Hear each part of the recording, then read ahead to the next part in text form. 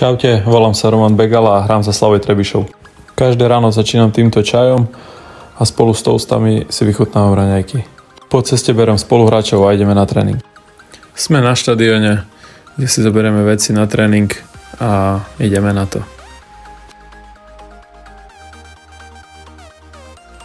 Začíname ľahkou rozcvičkou a následne sa presunieme do posilky v meste. Máme za sebou už prvý tréning a nasleduje rýchly obedík. Po obede nás čaká videoanalýza z predchádzajúceho zápasu. Po videu a pred druhým tréningom nasleduje naša obľúbená činnosť ping-pong. Tak a máme tu náš druhý tréning, v ktorom sme absolvovali rozcvičku, prihrávkové cvičenie, bago a na záver hru 4x4. Máme za sebou druhý tréning a nasleduje naša obľúbená časť dňa a to je regenerácia, či už masáž, studená voda, sauna alebo podobné veci. Na záver ešte rýchla kavička so spoluhráčmi a ideme domov.